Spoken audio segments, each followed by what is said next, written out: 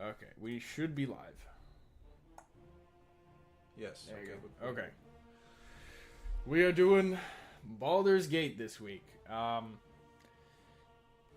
getting the chat up. Okay. No, it doesn't show up over there. You were going to introduce it. I mean, you can set it to show up over there, but then I count as a person watching the stream. Yeah, so we're doing Baldur's Gate today. I would consider Baldur's Gate to be one of the first, if not the first, open world as you would consider it today, right? If you were to look at an open world game today, the earliest thing of that would probably be Baldur's Gate. The earliest one that definitely has all of the same features, at least from a game design perspective. Yes. I will admit, the main thing that makes this one different is the fact that there were still limitations on how they loaded areas, and thus... Yeah. So, similar to a Skyrim, the entire world is supposed to be explored, but because of the way the loading works, you can't load in the entire world. Yes, obviously the game is not able in 1998 to load in the entire world at once. So instead, there's a bunch of, they're not really levels, a bunch of areas that are all basically connected on all four sides. If you, it's kind of an interesting sort of redo of the text adventure adventure game styles, except for it's not linear in any way, because the those games, right, stuff like Space Quest and, right, it's similar to how if it goes too far down I can't, it hits my hands, but so similar to how Fallout was last week, where it has lots of squares, is similar to that, except you're kind of, they can jump around and it's less. Baldur's Gate is designed so that there's really not supposed to be any empty space, right? Yeah. Fallout is a whole bunch of empty space, big map, but there's a bunch of areas that are specific. Baldur's Gate is, we take all the areas from Fallout and we basically cut out all the empty space and add a bunch more areas, and add a bunch of areas that are, I would just use that one. I would use that one. We add a bunch of areas that are just straight up walk-through areas, basically. That's not enough. Why are you doing that? Because I'm a fighter mage? Oh, whatever. Okay. What? It doesn't really matter what setup you go for. Yeah, I know, we're only doing... It's not really relevant. We're only playing an hour or two. But that's better, so...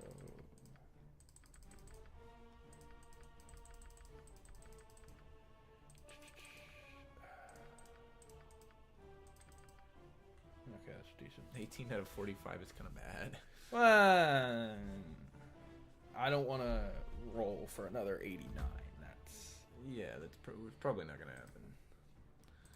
So this is all the second edition D&D rules. Character creation is what we're doing here right now. A lot of the actual sort of nitty-gritty gameplay stuff is not super relevant in this for what we're talking about, right? Yeah, not really. It's interesting. Definitely a big step forward here for RPGs. But we're really just talking about the open world aspect of the game. Yeah. And I don't instead want of the protection from you or shield. I want sleep those suck. And identify. Sleep? Why didn't you get...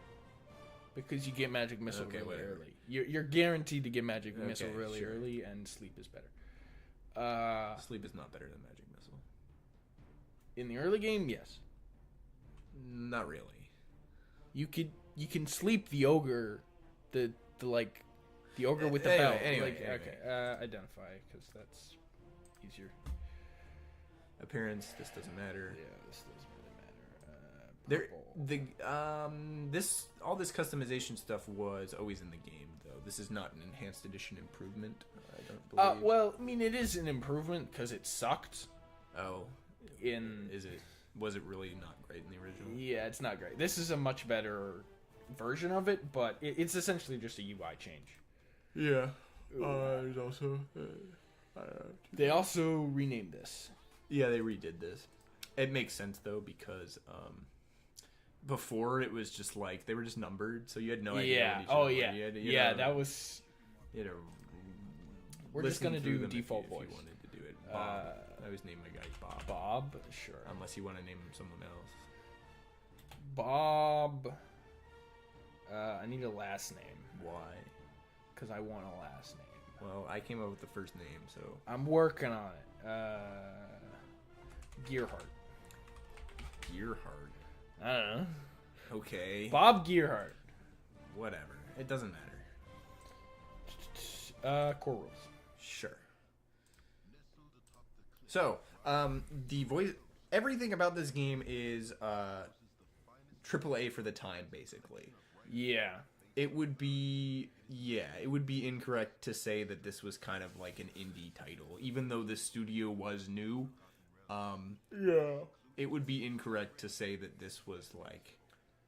I mean, not... it's actually kind of similar to Baldur's Gate 3 in the right, because Baldur's Gate 3 is not a new studio, but not a AAA studio either. I don't know. We had this argument before. Baldur's Gate 3 is definitely a AAA game. It's hard to say for this one because this is one of the first real selling games for the PC, I think. Right? This hit. Yes, this is like most selling PC game when it like for the this year is it kind came of out. Game of the Year '98. This and Half-Life. Right? The games that were on PC in '98 stuck around, whereas the console games from that era, well, some of them did. I'd have to double check. Anyway, the point is, this is a big title at the time. Yeah. This is mostly just backstory. This is backstory and essentially just a setup for what you're doing right now. Which is the tutorial area. Which is the tutorial. Yeah. So, okay. There's a whole bunch of stuff here. First, this is a game that expects you to click on all of the buttons. Yes. So let's do that. Clicking this one does nothing. This returns you to the main screen. Right now. This is the map button. I hate this. I Okay. would take away the area map background. A lot of this stuff actually is useful UI changes that weren't in the original, right? Yes. The addition to do area map background and map notes is quite useful. Except for the fact is when you play Baldur's Gate 2, you can click on these and it will move the map centered on that. And it screws me over every single time I come back to Baldur's Gate 1. That's strange that they changed that. It's not a change. It's we forgot to put this in 1. And yeah, so now we can click this and go back. This is the journal. This is the first game with this kind of thing. Kind of. Because it essentially just... It is one of the first games that has a true record of your events in a way that they expect you to, like... There were a couple of games from this time where they wanted you to take notes, like mostly puzzle games. I think Myst is the big one. Yeah. From this era, where they expected you to take notes. This is the first one where they went, okay, there's enough stuff in here that taking notes. And you can still take notes in here. That's an enhanced edition feature. You can't do that. In the Oh, original, okay. I don't remember. But right, that they added a basically note-taking thing for you in the game, right? Yeah. This is the first quest system, basically, where, I mean, you get quests in other games, but... Yes. Well, Fallout does that as well. Yes, but there's a quest system, there's an inventory screen... With a whole bunch of different stuff. I'll keep that there for Money. now. Weapons. There's a... Character screen with a lot screen of buttons. with And a a lot lot of of numbers and stuff that you don't know. That isn't That's really not all that super useful. That important. this is kind of the This is the D&D aspect, right? This is the D&D Someone aspect. who's playing second edition would come in here and go, okay, I know this. And most of this stuff isn't really relevant, right? Like, some of this stuff you've chosen your proficiencies and stuff, and this is just, like, base stats. Yeah, that so there's a whole it bunch just of, automatically calculated.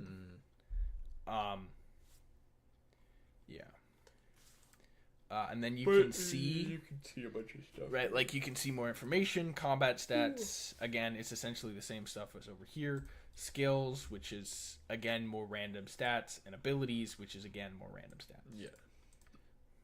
And you have a biography, which is written for you. Yeah, biography. This is actually really cool. That you have a little like biography thing that's written for you. Yeah. Sure. Anyway, after that you have the mage book, which if you the mage book in the preschool, which is interesting that they have specific buttons for it. I think it was just a workaround. Yeah. Where they couldn't really get it to do both. And then some of the other buttons there are. And then you have this one. This is the options menu. This is the options with the Siege of Dragon Spear because I have the DLC. That's the version you're playing. Yeah. This is quick save. That's quick save. This is the help button. So if you want to click on other things and get like. Yeah, like the enhanced edition is definitely. If you forget what things do. Yeah. So that is one of those things. I will hope that they'll make a Fallout 2 Enhanced Edition, mostly so you can get a little bit of the UI improvements and the game. They didn't actually improve the UI too much in here. They added this button and quick save. That's about it. Yeah, but the UI from the original game is a lot better than Fallout. That's true. Fallout's UI kind of sucks. Yeah. Over here we have the reveal details button, which is again a enhanced edition thing, which just allows you to see doors, the name of characters, doors, chests, stuff like that. This is the party AI, which doesn't matter right now because you only have your one. Which doesn't matter right now, and honestly, I don't really like because I'm a micromanager.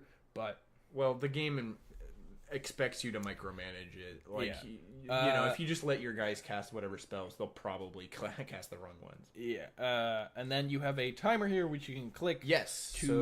This is, again, just kind of like stuff. The way the game works is it's essentially running lots and lots of turns constantly. Like, if you play D&D, it's running rounds over and over again. D&D Second Edition has amounts of time for every action that somebody built into the system. Well, yes, but D&D Second Edition expects you to use that to a certain extent. So if we right click on our weapon, which is a quarterstaff right now, we can see it as a speed factor, which will dictate how many times per round we can use it. Yes. So the system here, the whole game system, is running under a turn-based real-time thing. So basically the entire game is essentially running a turn every 6 seconds kind of thing. Yes, and you can pause it at any time. To give your characters direction. So you can play this turn-based fully. Not really. Well, the game doesn't have that as a direct feature, but you can pause every 6 seconds. Yes, you could pause every 6 seconds. Play it turn-based, quote unquote. Let's make sure all my features are correct. But this is really the first and the only game to kind of acknowledge that computers are high enough quality, like 2-hit rolls, action, state changes. Computers are powerful enough to run turn-based things in real time. No cosmetic attacks. Okay, I hate cosmetic attacks. Okay. And for multiplayer games, it makes sense that you just do it all. You wouldn't do it using this turn-based infrastructure. You'd use some other sort of lag thing to decide when people use their attacks and all that stuff. Keep track of when they actually put buttons. But for any single-player game, it never really makes sense to not be able to pause in the middle of a single-player game and just pause the whole thing and check your stats or check your thing for any RPG. Anyway, you can. Oh, this is your first PC game? Nice.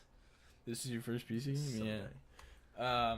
Yeah. So you can click. This is a thing that I think they kind of stole from Fallout, where it's better than Fallout. Where Fallout you had to switch the button. So this is a feature from the early adventure games where you can look at everything in the, like, they give you a room and then they want you to type in, look at the window, look at the object. Yeah. So they, instead of, right, you don't need to look at this building because you can see it. But what if there's a sign or something particularly interesting that they can give you more information about by clicking on it? Yeah. So this is the inn. Inns. I mean, we don't need to explain the thing, but you can see, because I have this. This dude is labeled tutor. So this is the basically tutorial. Yes, there's a weird inbuilt tutorial that is not. You can miss this super easily if you just ignore all the green guys. I think it works better than you think. Probably. I played this game when I was 10, learned all the mechanics, and then never, like... Here we can see, playing Fallout 2 weeks ago, we can see the clear difference between doing a smart tutorial and not, right? Fallout doesn't give you any instruction on how to play the game. The only barrier to learning how to play the game is the fact that you have to click on things. Yes. Which, if you play a game and you expect the game to tell you, oh, you should interact with the game, I don't know what to tell you. You spawn right here, and this is what you can see. The green guy is the most interesting, so I guess you're probably going to do it. But, like, if you're... Yeah. I don't know. You're going to find out very quickly how to move your guy around, and then once you do that, you'll click on something. It'll either be one of the green guys, or it'll be the door. Yeah. And the door will have more green guys and more people to click on. So, and more stuff to click on. So the only way to get kind of, like, stuck is if you do the game, and then you go, oh, what am I supposed to do? And then you leave. Like, you don't even bother moving your mouse around and clicking... Yeah. Just randomly. Anyway, this is the first side quest that you can get. There's a whole bunch of tutorial side quests. There's a bunch of fetch quests in the beginning. And you get a little thing, and it shows up here. Yep. And this is also a game... Fallout does that a little bit as well, where your character does pretty much have a voice here. Yeah. The voice in terms of the journal... And in terms of the I don't actually dialogue know. I don't know if someone's... Yeah, the dialogue options give you a little bit of voice, and I don't know if the journal changes depending on whether or not you're good or evil. That would be an interesting thing. I don't think so. And this is the priest quarters, and I'm going to go in here, and we get to see combat now. The problem with the journal is that... I do not regulate you. Who are you, and what are you doing here? Oh, I am important. You are so much. Yes. There's a lot of surprising amount of voice acting actually in this game. I don't think this guy's voiced, but well, he has a hello thing. He is an activated voice line. And now we're gonna hit him with our staff.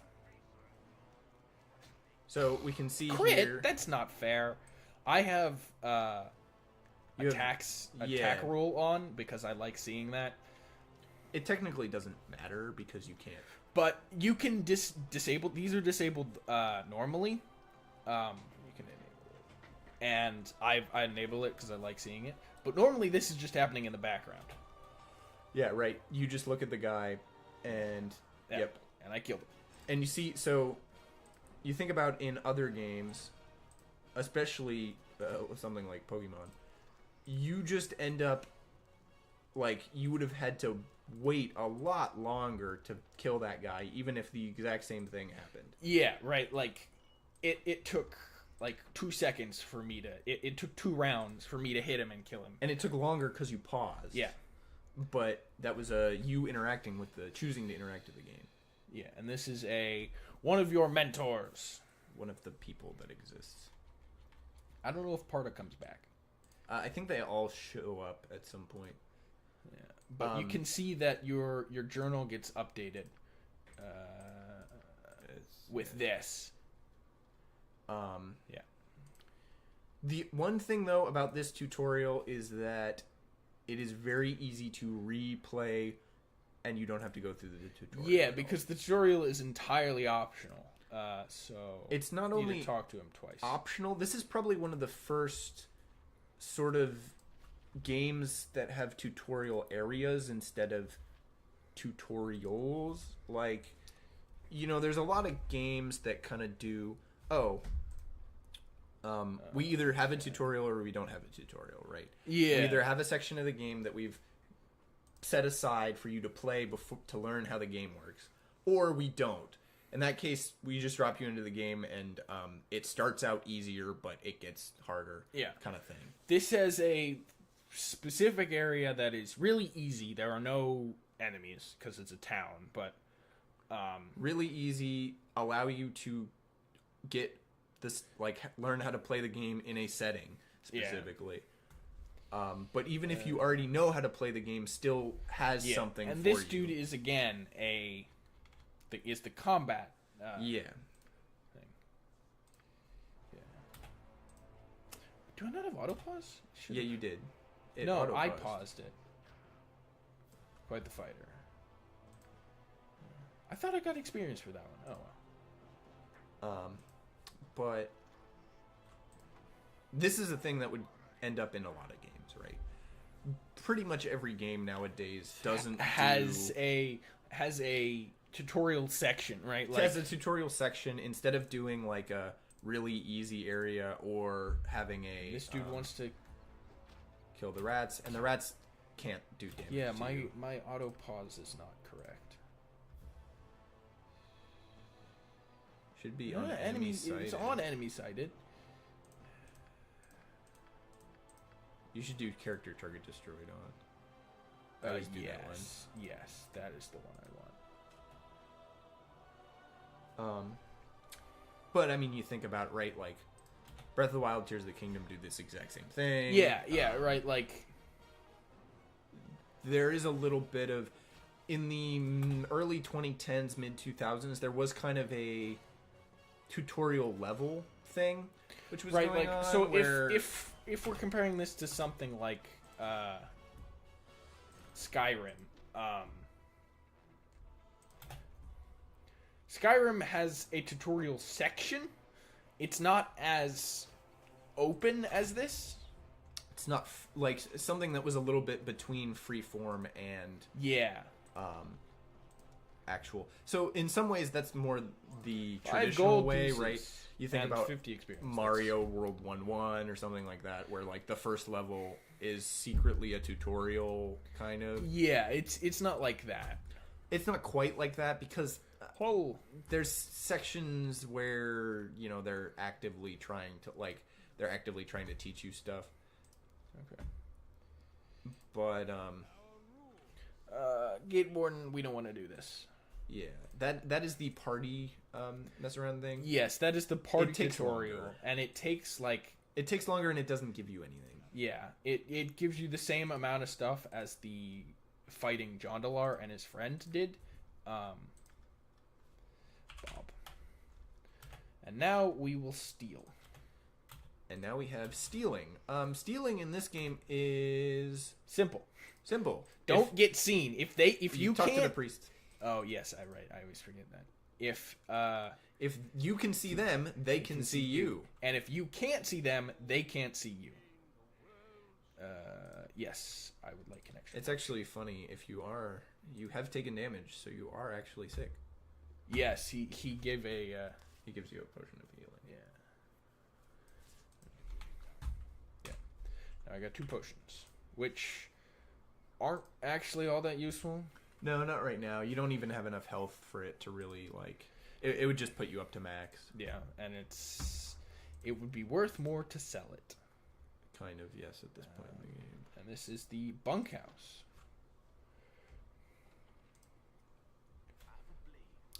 Now, another thing this game changes is that we both got 2s. Both rolled a 2. No, I rolled a... Today it's perfect for tablet. That is something that's interesting. Over time, well, when this game came out, it eventually got ported to Ugh. PlayStation. And I've heard the PlayStation version didn't lose, like, There we go. he didn't lose any of, it didn't lose any of the content. Oh, it's or auto anything. pausing twice. Why is it doing that? I don't know. Strange. That's weird. It doesn't lose any of the content or anything, but it does have a sort of UI control scheme problem. Yes, Because- especially with the multiple characters, right? It's not too Yeah. bad. It wouldn't be too bad right now, but we have it on the Switch, Well, so I think and it works okay on the Switch. I think it works well with the touchscreen, but having the actual controllers are not great. Yeah. But it is, you know, you're definitely correct that the having, like, running this on a touchscreen is basically, I mean, it's basically perfect, right? Oh yeah.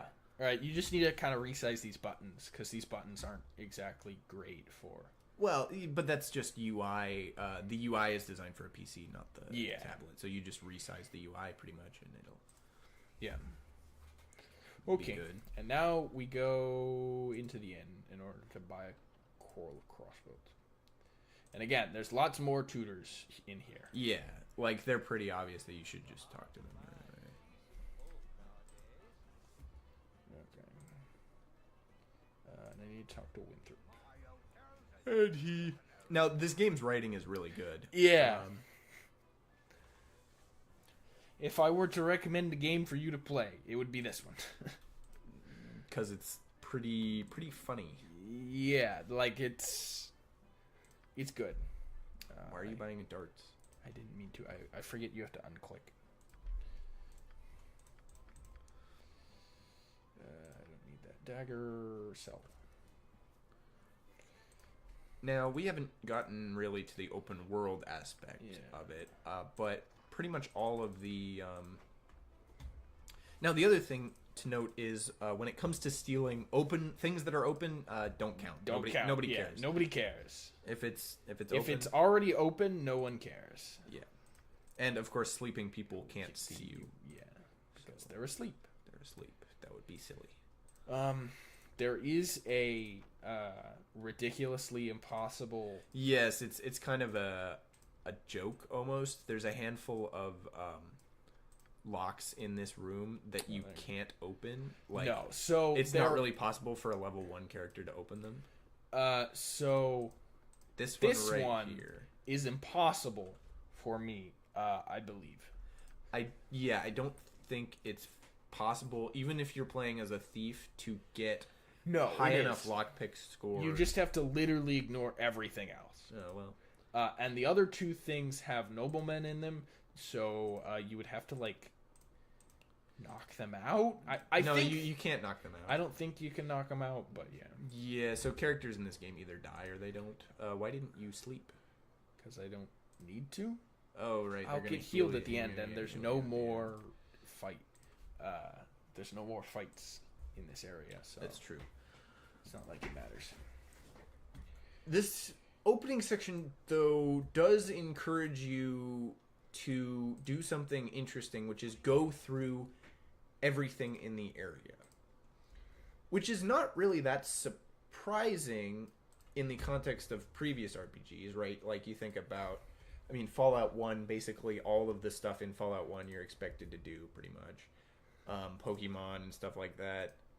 Final Fantasy, they don't really have a ton of not only side quests, but, like, extra stuff. You think about it, right? Like, it's one thing if you go over to this area and there's a whole side quest over here, or you're playing Link's Awakening and there's a minor... Well, Link's Awakening doesn't even really have that many side quests. Maybe Link to the Past has a, like, getting all the hearts and stuff is kind of a side quest. But, And now we will see how the pathing in this game is horrible. They fixed it. Normally you would try to cut through there and then go that way. yes, that is a thing. The pathing AI does kind of do this thing where it has to get far enough along to recognize that it needs to go around. But I mean, it's not really that It's surprising. me, Emmeline. Yes, she is fully voiced, and it's kind of funny. I think a lot of people in the first game kind of like get annoyed by her right here, and then she shows back up again, and she's a lot more like. She shows back up in. And then in Baldur's Gate 2, she's people actually like her there, her character. Yeah. Never saw no letter. Yeah. One of the other things that this game kind of does. Yeah, I got Firebird Scroll. The characters here. Well, you're supposed to kind of meet all of them because you come back here and they're all shapeshifters. Oh, yes. So that you meet all these people and they're all really friendly, and then you come back and they all hate you.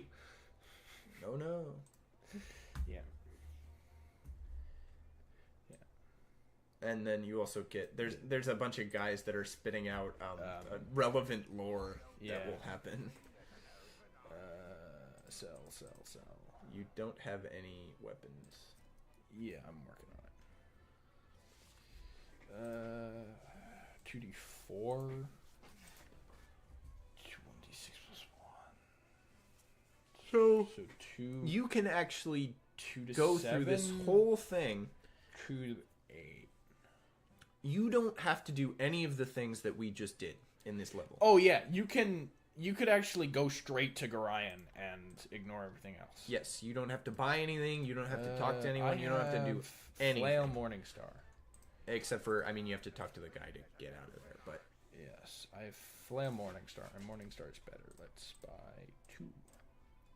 this game really is unique in the fact that the vast majority of the content for the game is purely optional. Yeah.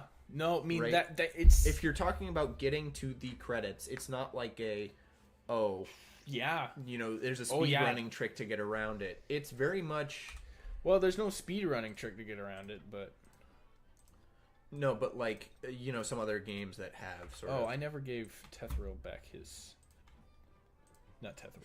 Firebeard. Elvenair. This is probably one of the first games where the idea would be that And there's a drinking thing. This is like a cool thing from like a role-playing perspective, but it's just a money sink in terms of actual gameplay, right? So... Because you can, if you don't know anything about the game and you didn't have access to the internet in 1998, you could use it to kind of get world building stuff and gain some amount of quests. Yeah, you could use it to figure out where you're supposed to go. Right, like if it's you're like a little bit of a help menu, a little bit. I don't know, I want to go do something cool. I don't want to do the main quest right now. You could get a rumor. Yeah, and it tells you, which might there's give you something interesting. There's an old bridge over to the south which might have a dungeon in it, and you're like, oh, okay, cool. But of course, nowadays that's completely pointless. There's no reason for you to spend any money on drinking unless you're playing some sort of weird game with yourself where you get drunk and then play the game. Yeah. Like get drunk in the game. Yeah. So Pete.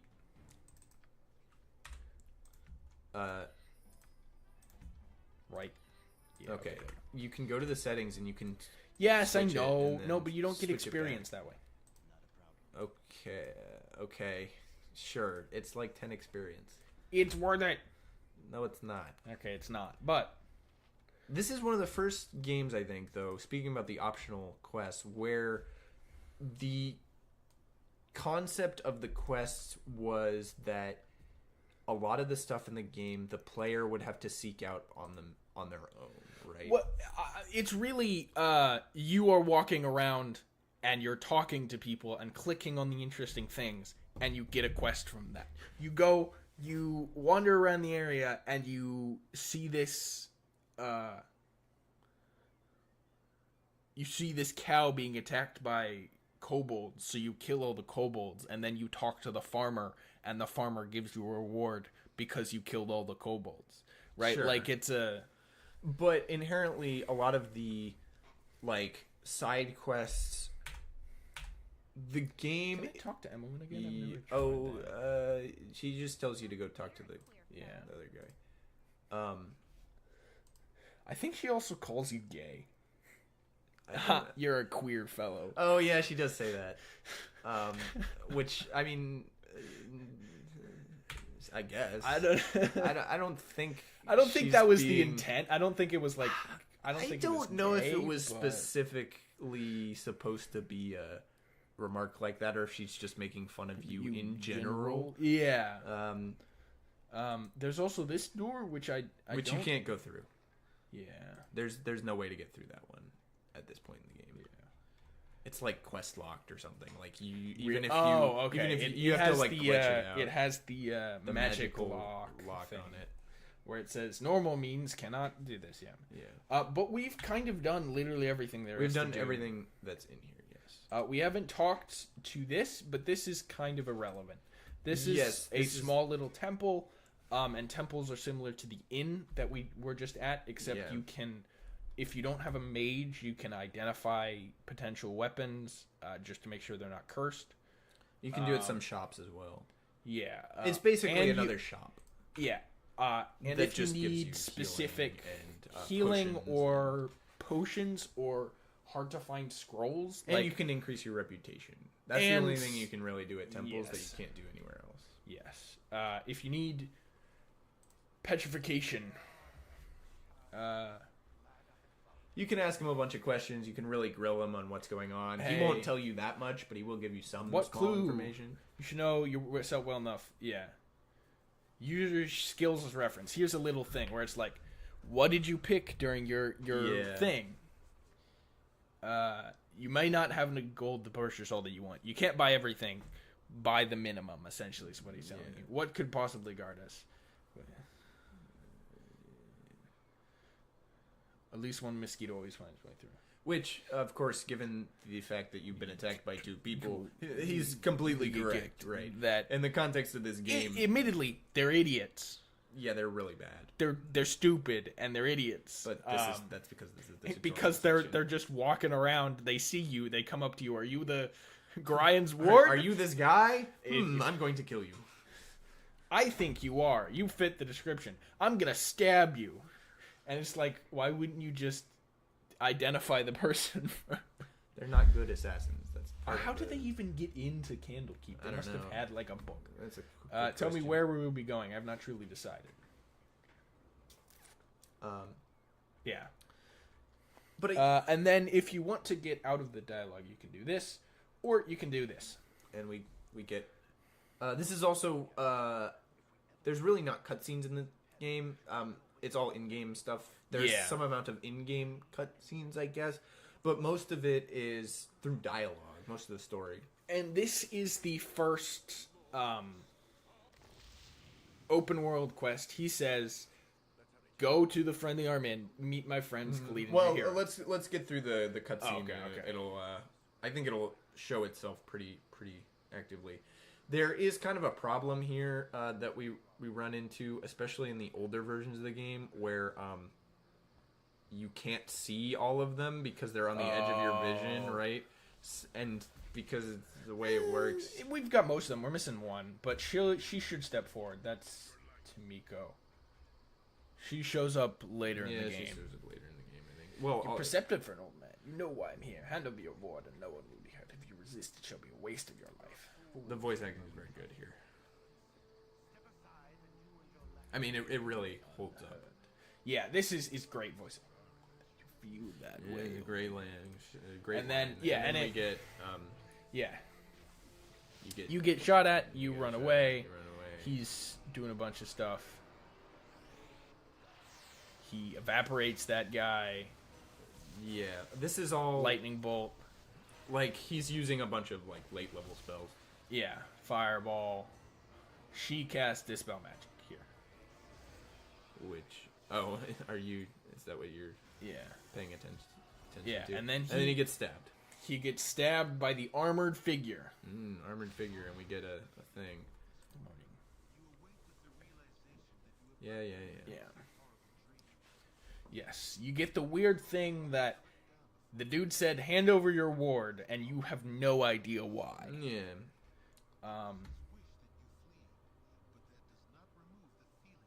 Yeah, you are not lost with your own mirror equipment. Perhaps you can friendship with Grindman, the ones at the friendly arm. Now, the whole game is open. Yep, you can go anywhere from here. Well, after you talk to Emily. How could you have known? Grind did not even tell me. I accidentally read a letter, which we got a little spoiler of. Yeah. Yes, and she is a high, what's the word? Kind of high quality character. Her stats are good.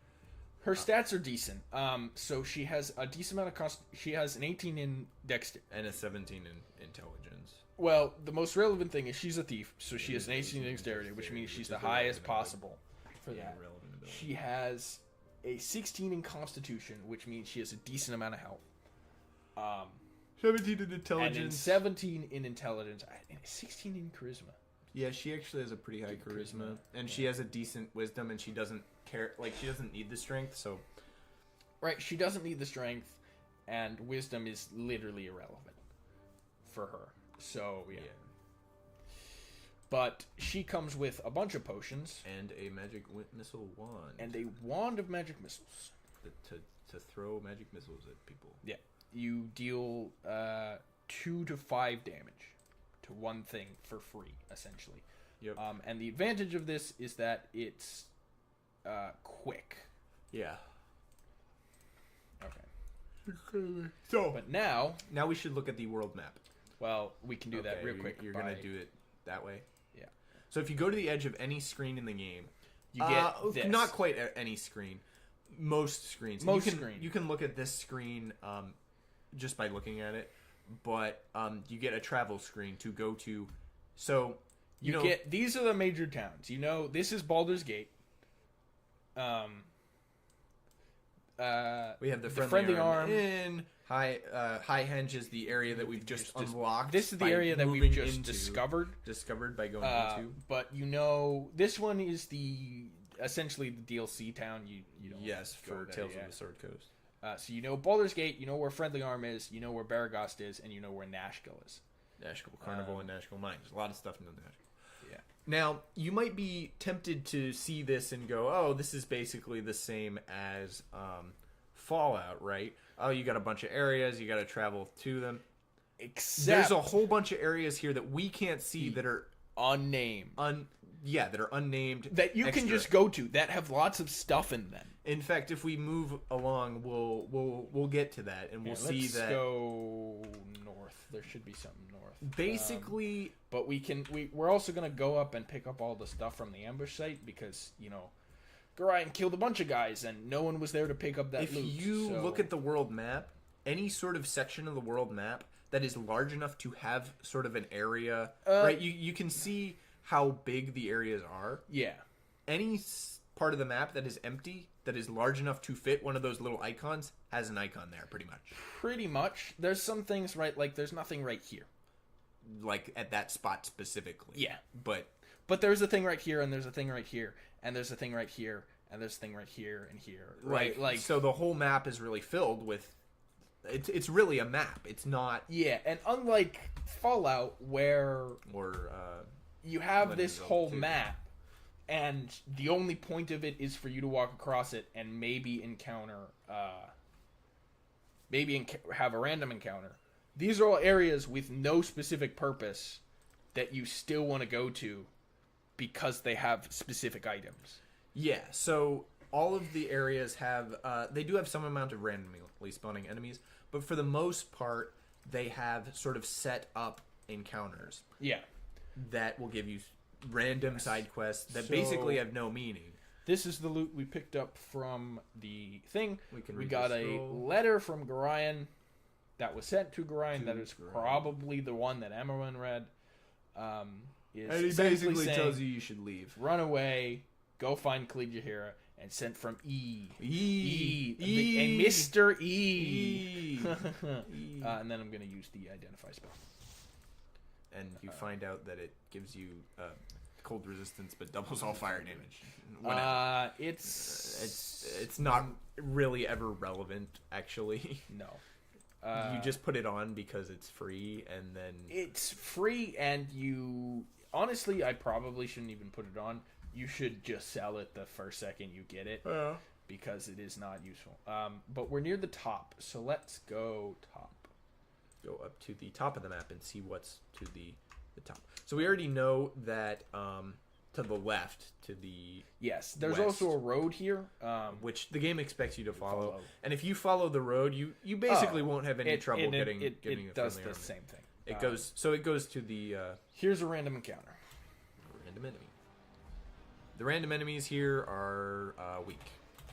Killed in one hit. Yeah. Didn't drop anything. Yeah, killed in one hit and don't even drop anything. Yeah. It's also a gibberling, which is such a weird enemy. Yeah, it's Pretty much any other game unique. would have a goblin. Yeah, Or some version of, like, this is D&D. Why aren't we just using goblins? Yeah, this one goes for the gibberlings for the like first level enemy. No, but there are no goblins. Yeah, there are. There's kobolds. There are no goblins Oh. in this game. I don't think they had a goblin texture. Well, they did eventually have one for Icewind Dale, but Yeah, there's no, I think they have some goblin texture somewhere. and we get this dude.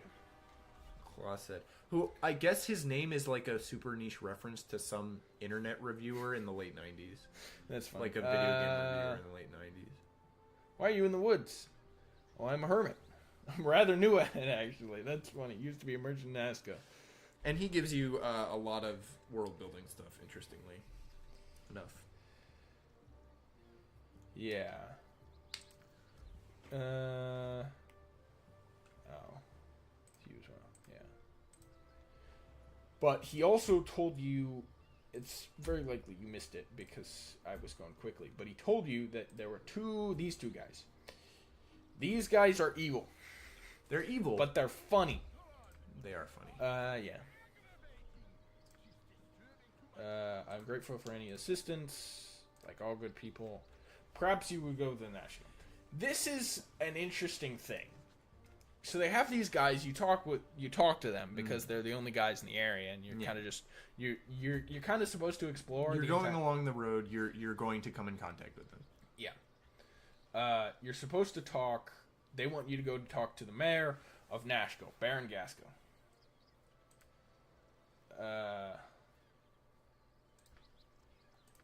Yes.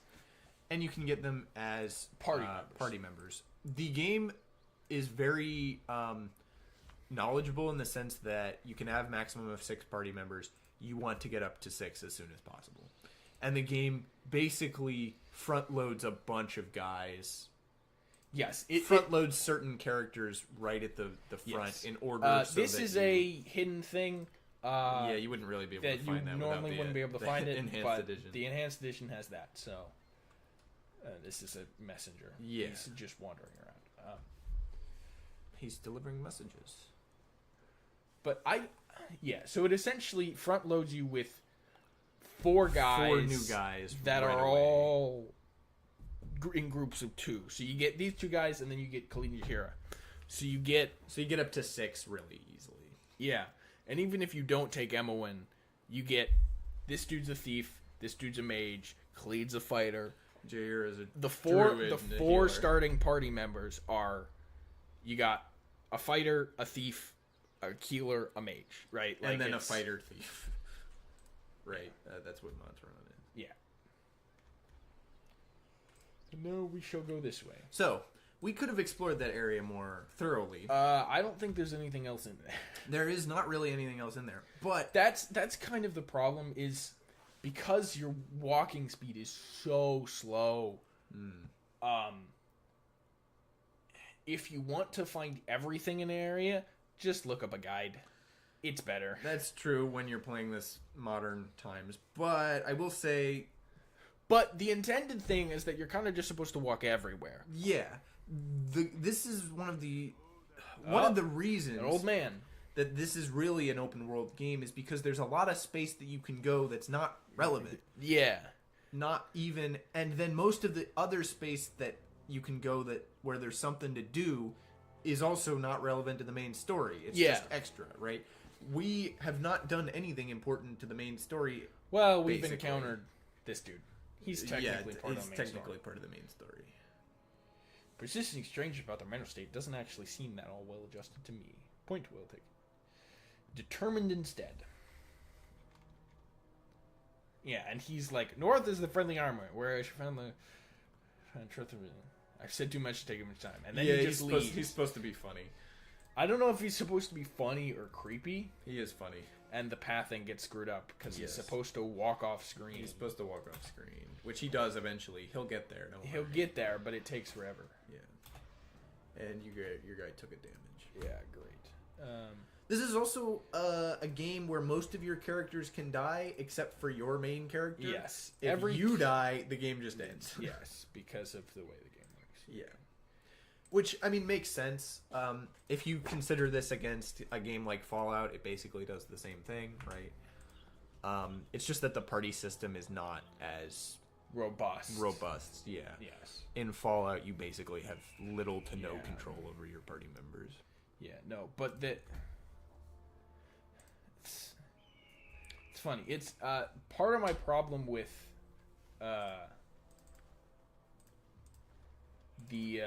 with Baldur's Gate 3, and I'm gonna be ditching these guys at some point. So Well, but you need somebody to replace them. Yeah, but which you can get in Beargost if yeah. you know what you're doing. No, I'm not gonna get in Beargost. I'm gonna go one more and get Ajantis. Oh, okay. Well, no, but like there are 2 characters in Beargost to pick up now. Or there's actually 3, I guess. Well, you always get you get Nira. They front loaded Nira into that one area, so that you always interact with her. The other 2, and then it's mostly Nira and the Bard guy. What's his name? Oh, right. There are. I forget about the Bard. I never take him. Yeah, but he also like goes out of his way to talk to you. No, he doesn't. He doesn't? No. Oh. He's just standing right next to an inn, and he looks suspicious. Yeah. Conspicuously. And this is again an interesting bit of more lore. They have a couple guys in these beginning 2 areas where they kind of just talk to you. Yeah, they give just you talk at you like and extra and thing. tell you stuff about the world. Basically, I mean, they tell you specific stuff, but like in this, you get an option to like ask him some questions. Maybe you're being cautious. What should I be wary? Don't be brainless. Mostly gibberings. Wolves. Yeah. Nasty wolf is the only thing, and I wouldn't travel without a group. Yeah, he basically just tells you. He tells you the truth, that the dogs are the most dangerous enemy in the game. At this point in the game. They remain consistently dangerous, Michael. The wolves? That's not... Until you get past the first dungeon, they are a problem. Maybe you're thinking of different wolves. Well, I'm thinking about the wolves that are in the temple area east of Beargost. Oh, well, yeah, I wasn't thinking of those, because they don't... And now to the Friendly Arm Inn, where we get this... Well, this is a new... changed cutscene. I actually really like all the original they're really original cheap. Movies. Yeah, they look cheap, though. They look like they're from 1998, which they are. Yeah. And to be fair, I mean, they look like they're from 1998, but they're good for 1998, right? They've kind of got the same thing here. Aesthetic as like the they've got the same kind of deal as like all of the Sid Meier's Alpha Centauri videos. Yeah. Right? You think about those videos, they're limited in their technology because they're from the 90s. But inherently they're well done. Because I always thought I couldn't get past it. Because it's like this big opposing wall and you're here and you think it's a wall? And I always thought it was a wall, so I couldn't walk through it. That's funny. I could do that right now, but I don't want to. So you're just going into the Friendly Arm Inn here, and we see that it's kind of a fort. Yeah, you're like, this is like a castle. Which it's actually surprising there isn't more of these kind of structures around. Well, you don't actually get too much of the area. You also notice that I am saving more than normal. Yeah, there's something up here that we're gonna have to do, but the main thing is Okay. that this is like Fallout. This is a game where you should save a lot of the time. Yeah. Okay. Like a ton. Tarnish. And we get Tarnish. Probably the most annoying character in the game. Oh yeah, because he's a level 3 mage when the rest of your party is level 1. Yes. And while he is just a mage, he can cast Mirror Image and Horror, and then he just does whatever he wants. Would your name be Bob Garrett? Yeah. You can have some really funny names Yeah. here. Like, you really need to just hit him right away. Yeah. Because There we go. Okay, Wait. that wasn't too bad. No. Okay, I gotta reload. Because the other guy got the XP. Yeah, because we didn't get any XP from killing him. The guard got the XP, Michael. I'm not allowing that to happen. They don't get XP. Okay, I didn't get the XP. The guard got the guard got the kill. Okay, whatever. If any members of your party kill the guy, it splits the XP among all members of the party. Okay, I just you double hit him. No, I just hit and it didn't hit a mirror image, and I hit him for 13 because yeah. So there we go. Okay. It's only 120 experience. It's a lot, and you get this. The bounty notice. 200 coins, which is kind of sad, seeing as Kind I of has low. Yeah. 400. Yeah, like you Already. can outbid whoever. Right, you would be able to outbid. Right. Now, the more important part is, obviously, as you go through the game, you will get more bounty notices, Yeah. and your amount will slowly go up, which is really funny. It's really slowly, honestly. It is actually pretty slow, but it's related to the actual story, not Yeah, not specifically the- how powerful you are. And we get. Oh, it didn't give it to me. You wanted the thing where it Yeah. goes, you can't go. Gather your party before venturing forth. It's a. See, this is funny because you can ask the relevant question, or you can ask what your uncle does. He's a mage, rage fast, Grumblestiltskin. He gets Barkskinos, and that's it. That's all you get. Yeah, and then he leaves. And then he leaves, and you can't talk to him again. This dude looks interesting. Let's see what happens. I'm not your servant. Get your own. He's one of the new characters that they added introduced in the enhanced edition. They added a handful of new characters. They're mostly good. I He think is the Nira best. is annoying. And So I Mira like the monk talks guy. to you too much, and okay, so Rasad is funny, but he's not good because he's a monk, and he's not good until you get to level 20 with monks, which you can't in this game. So he just feels severely underpowered the entire time. Yeah, because he can't fight with any weapons. He can't fight with any weapons, so yeah. His progression does not match the progression of the magical weapons in this game. Yeah. But by the time you meet him in the second game, his progression already right, the magic weapons stall out at +3. So when he's level 15, attacking right, for when he's level 5 when he's level 10, which is what he starts at in that game, he's about on average. Yeah, his fists are +3 weapons. Are +3 and weapons. He goes up 2 or 3 levels and they become +5 weapons. Which would take you more than a couple levels to get, right? To get consistent +5 weapons on every single character just doesn't happen. But we can see Khalid and Jahira. So we should probably talk to them, because that's the thing that we were supposed to do. By the name of Garayan. So Khalid is funny. People, I think actually a lot of the people who played this game don't like Khalid for some reason. I don't think he's that bad. The guy that we normally... Oh, yeah, sure, there's that guy. But I think in general, people don't like... So Khalid is a coward, which makes him annoying. I don't think he's that annoying. I think he's kind of funny. But yeah, he's kind of yeah, and Jahira is the normal is competent.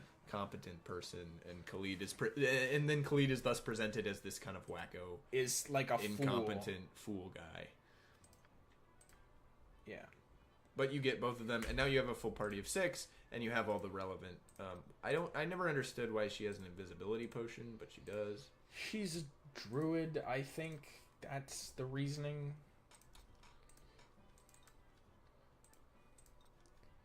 But you get to see, right? So we're now at another inn.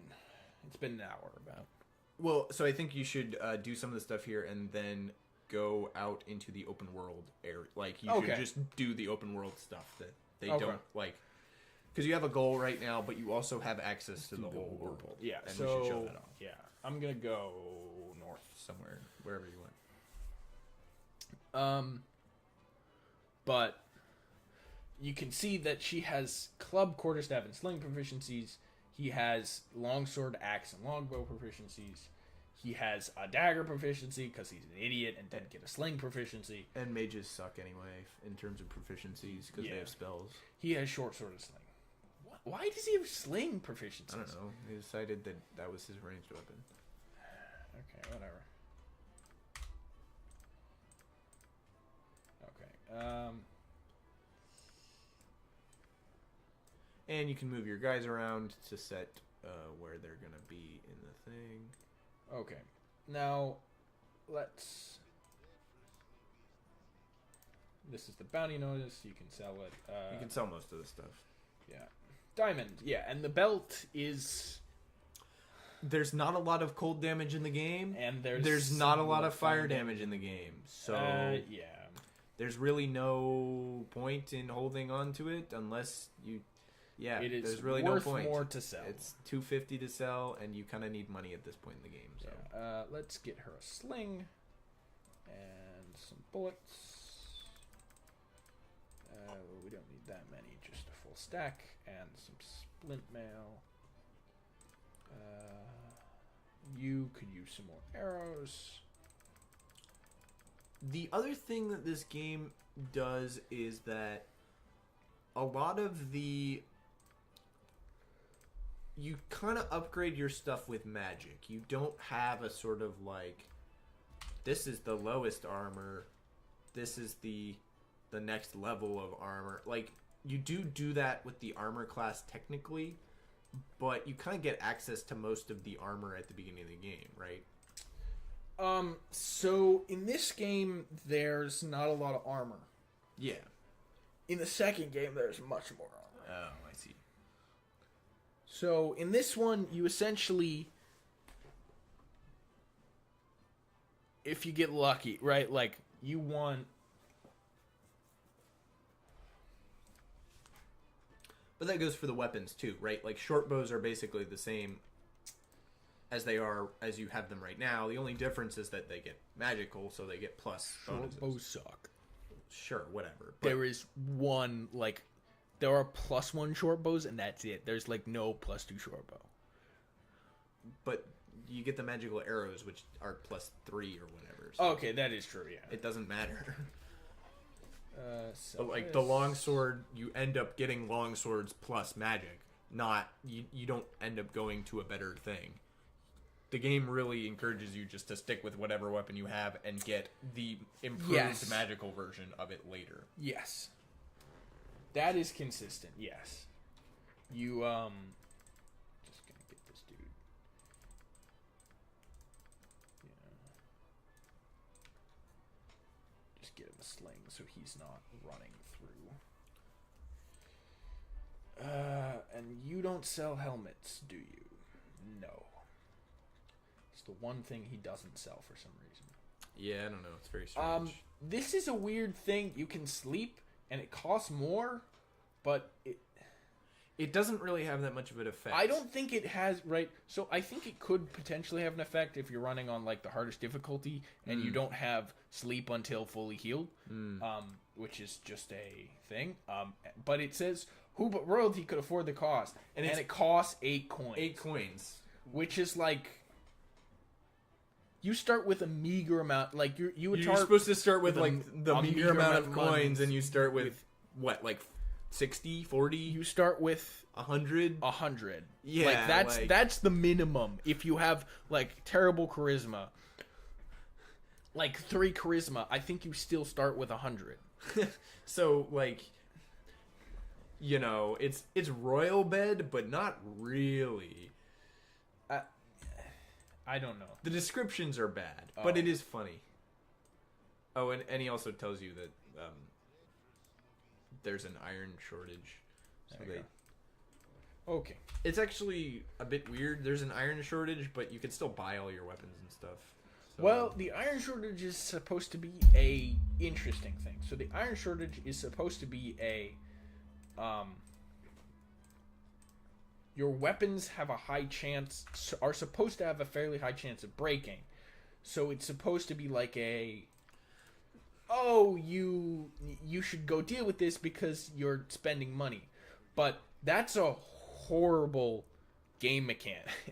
yeah, Right? Like, it's that not your weapons like just randomly break, and it's also one that they get rid of really quickly. As soon as you get magical stuff, it never breaks. Yeah. Because it's magic. Magic weapons never break, and if you essentially just do the main quest, you deal with that really quickly as well. Like, relatively quickly. Right, you go to Baragost and you don't have to deal with it.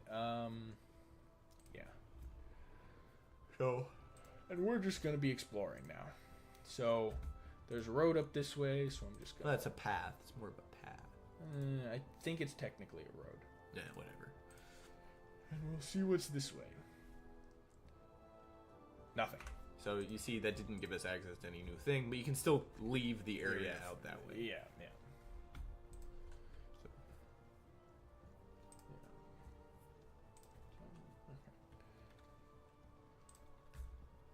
So now we'll get to see the more open world aspect of the game, where enemies exist and will come at you. Well, these guys are specific, but they're always here. But this is a very interesting thing. Need helmets. and you kill them. Yeah. Oh man. I forgot to give myself a helmet. Yep, you didn't do that. And I forgot to... It is funny that you can carry around that big shield with the sling. Well, it's... Also, there's no reason not to use the only reason not to use Big Shield is if you don't have 15 strength, which only applies to, like, Vaconia. Yeah, there's just a handful of characters. That is one of the things. The characters in the game are amusing in the fact that you can't really mess with their stats. You kind of just get what you get, but yet they're super important, right? They're 5/6 of your party. Yeah. They're super important, so... There are 2 relevant bits for choosing your party. How quickly you can get them, and how good they are. How good they are is probably the most relevant, but it's not worth... Oh, it's raining. That's funny. Yeah. Game. You can get struck by lightning in this game. And I will hope that doesn't happen. Seems unlikely. It's very rare, but it literally spawns the same thing as like lightning bolt onto you. Yep. Which is funny. Yeah. Isn't There are more, yeah. there's more guys. Right here. They should spawn right there. Yeah. There you go. I will say though, even though there's definitely kind of like a best characters to pick up thing, the game is well designed in the sense that you can take pretty much you can everybody. take any of them and you'll be fine. Why is he attacking? Because he saw him. But he shouldn't. They do have kind of an auto attack, even if the AI is off. I do like the fact that they're attacking Khalid. He has the most armor class. And most health. Although that's not going to stay that way for long. You don't have a health potion. Let's... That's another thing that they changed. In the original, you can't edit your inventory without unpausing the game, which does make sense if you think about dropped it. a potion. Cool. That's a potion of mind focusing. This one's actually good. Sure. Most of the potions in the game are they're not that relevant. Yeah, and we get this. Now, there's a quest associated with this ring. Which is why it's named. But, this looks like a normal flame dance ring. Yeah, so if you're not really paying attention, you might miss it. You can screw yourself over here. None of the items go away, though, when you sell them to guys. Yes. So the problem is if you're low on space and you know that a flame dance ring is worth 7 coins, and if it's a choice between a flame dance ring and a diamond, and you choose the diamond and you drop it somewhere, and then you cannot find it again. Well, I don't think it ever really goes. Dropped items don't really. They don't despawn. No, they stay where they are. Game, so. But let's just handle the Master Swords thing. Why are you picking up the swords, by the way? Because you can sell them for like 7 each, and that's decent.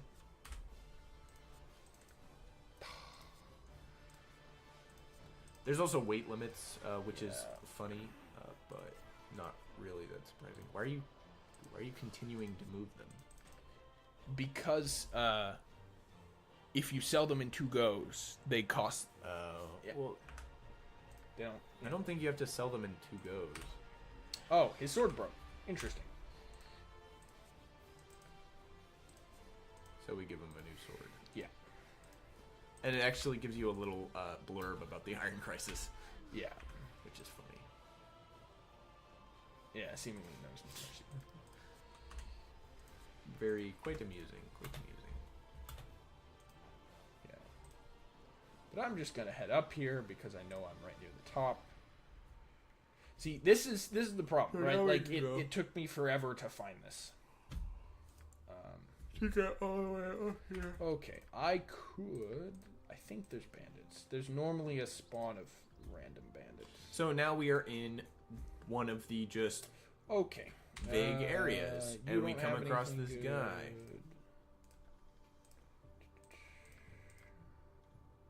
Helmet. We come across this guy, so you just talk to him. Are you friend or foe? He's kind of an idiot. Yeah, he's also kind of an idiot, but he plays up the paladin aesthetic, basically. Yeah. What's funny is he's actually the page or like the apprentice to the paladin in Baldur's Gate 2. That's funny. Yeah. Yeah, he doesn't show back up in Baldur's Gate 2. Yeah, Jean just doesn't, but his boss does. Which is funny. Especially since he's like a really highly taken character, right?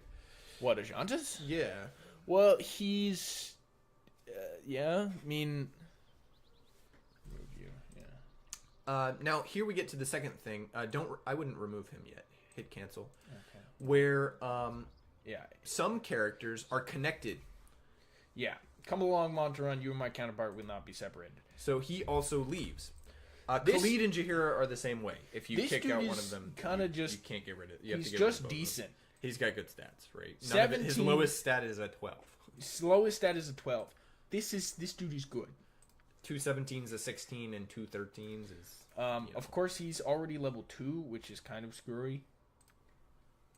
Yes, because when they level up before you lose the ability to change their stats, basically, to mess with their stats. But he's proficient in Bastard Swords, which is interesting. And again, we could explore this area. I think you should. You want me to die to Ahags? Okay. Well, we can, but we should, this is the point of the game, right? So, so you can go to any area in the game, pretty much, at this point, and just explore around. And there's gonna be a bunch of stuff, depending on where you go, there could be a bunch of stuff that you're too low level for.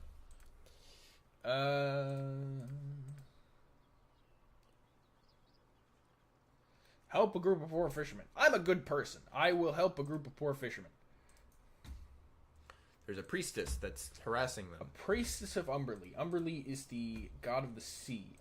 There's also this giant hole right here. I'm sure it's fine. We should go in there. Lots of chittering noises around it. Auto pause. Enemy sighted. Where's the enemy? Oh, Right there. there. It is. There's a big. We're so gonna die to It's this. a big guy. Oh, you are hitting him. I'm hitting him, but it's not great. And there's like 20 of these guys. Yeah, so this area is full of these guys. Also, And they they're- weigh 100. They weigh 100, so you can't really take their So stuff. I've decided that is too tricky, and I'm not gonna die to that. Well, you know that it's difficult, but the Yeah. the point is, like, you can Also, I try to don't do that. if I'm gonna do that, that's the one thing about the evil party is they got Dorn, and he can carry like 3 in a row, and it's awesome. Even though he does cost you 2. Yeah. So we should talk about the reputation and alignment system. Yes. So Let's go to me. So I chose where is it? Oh, I vanquished her. Reputation. So reputation 10. That is because I chose true neutral. Because true neutral is based. No. But so there is a 1 to 20 reputation scale in this game. 20 So, being the best, 1 being the worst. 10 is exactly average. 10 is exactly So, average true because neutral. I'm true neutral. Because you chose to be true neutral. If you have too high of a score, certain people will not join you. Yes. Characters who are in the evil alignment will not. I don't know if they outright refuse to join you. They do. Yeah, so they'll refuse to join you, and they'll leave if they're in your party. Yes. So if you get above, it's fairly lenient. If you get above 16 to 18, people will start leaving. Yeah, so it's you have to get up to the top max, basically start maxing out your reputation. And the higher your reputation is, the better you get on prices. Yes, which is another kind of conundrum, because if you're evil, so if your reputation goes lower to You not only do you 4-3-4 if range, you're- you'll lose the good Yeah. aligned characters. if you go, and also if you go below 5, Yeah, people The, will just attack you and the guards will attack the you. guards in every single town will just know you're a criminal and attack you. Yeah, so the game is kind of like, oh, You can be evil. you can be evil, Sure. but not really. But not really. There's no gameplay. There's actually gameplay disadvantage to it. Yeah. The merchants all make things more expensive. And Well, it's interesting actually. It's more of a balancing thing because the evil party is much stronger. technically, They are much easier to get. They are a little bit stronger. They definitely have better options for mage, and their fighter options are probably nominally better than the good players' fighter options. Yes. So, in the traditional good party, you have you. So you have Ajantis, these two, and you, and then you have Minsk, who is your. Well, there's a couple third of different or fourth ways to do the Well, party. so some people don't like Khalid and kick him out, but if you're keeping Khalid, Well, you have to kill him in order to keep Jaheira. yeah. So Same what thing with you, Minsk and Dynir. Yeah, but what you should, the options are Ajantis, Khalid, Emowin, Jaheira. There's a neutral aligned cleric in the national neutral aligned characters. in the national carnival. There's Minsk, who's really good. Who's a good aligned character, Ranger.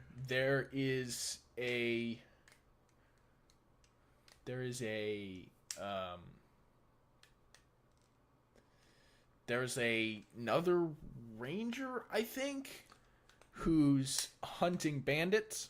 Yes, there's that guy later. There's a bard. There's a who's good bard aligned. who's good. Right, good has a lot of options, but they're all kind of subpar.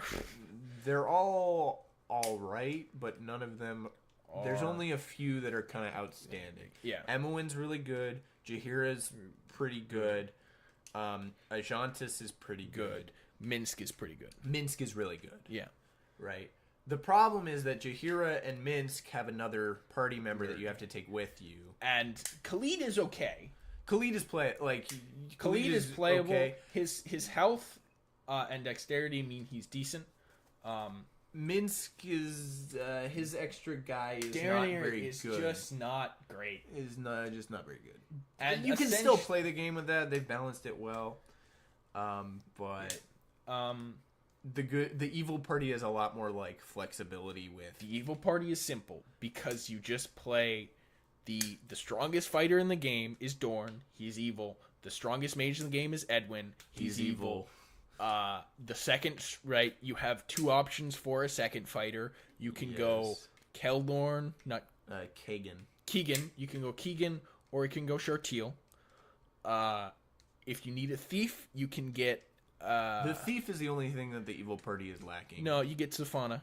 Yeah, but... So, the evil party generally has the better character for characters... Aside from the thief and maybe the cleric, but you can get the neutral cleric. Oh no, Viconia is better. Viconia is better, right? Jahira is the best fighter, best mage, and best cleric are all evil. Yeah. So, and they don't have any extra characters. And they don't have any extra characters that you have to deal with. Now that being said, you can also run a multi-alignment party. It's difficult. It's not as hard as it is in Baldur's Gate 2 because. In this one, you just have to make sure your reputation doesn't go above, like, 15 or below, like, 5, right? Yes. So and you just donate or... No, what you do is you wait for it to get up to 17, and then you kill someone in a building, and then it drops back down to 9, and then you're good. Yeah. You just kill a random civilian to drop your thing Okay. down. Yeah, I think I'm gonna go walking this way. Yeah, true example of an RPG. Yeah, this is really. I mean, this is really the first open world RPG. That's kind of what. Yep. That's what our discussion is about right now. Really hope.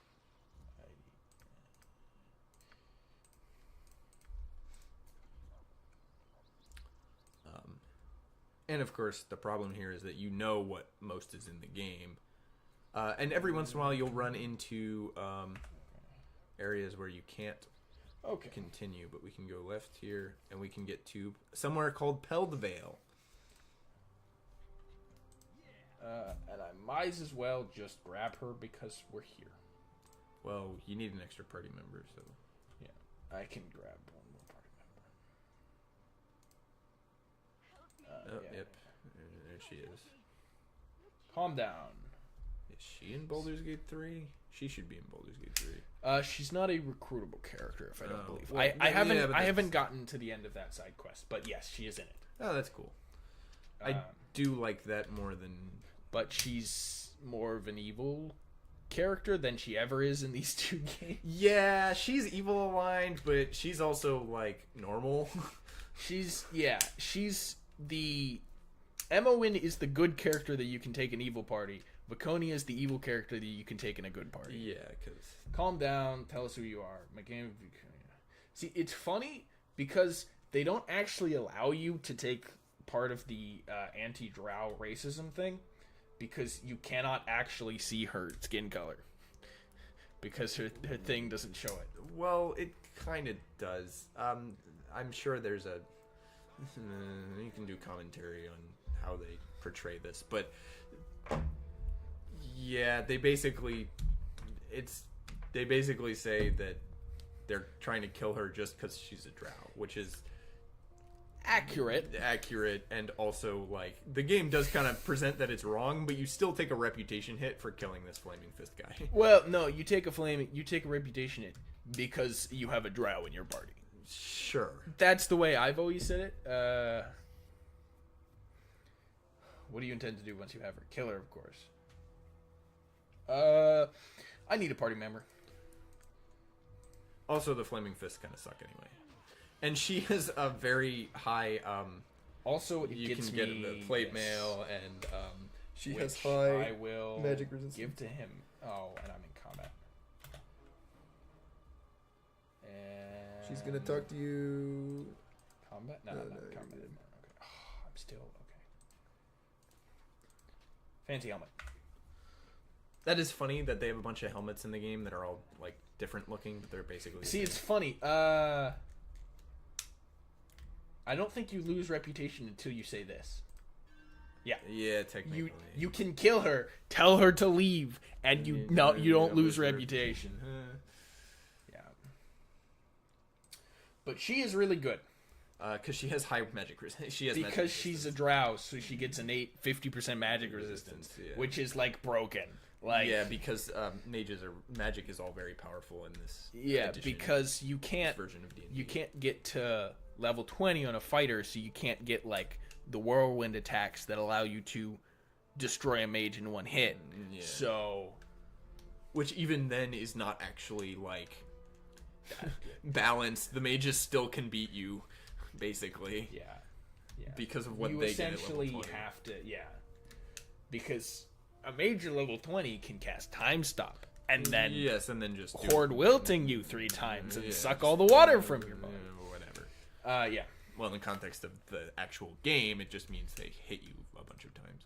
Oh yeah. But, She has bad constitution, but everything else, pretty much all of her other stats except strength, are like high. yeah. She doesn't have really strong strength, but